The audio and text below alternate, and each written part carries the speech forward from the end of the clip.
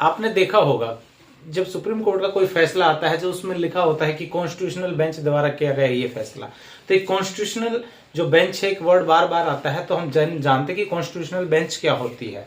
जब एक जज बैठ के किसी केस का फैसला करते हैं तो उसको बोलते हैं हम सिंगल जज बेंच द्वारा कोई फैसला किया गया। उसके बाद हम उसको चैलेंज करते हैं तो डबल बेंच के पास में हो जाता है।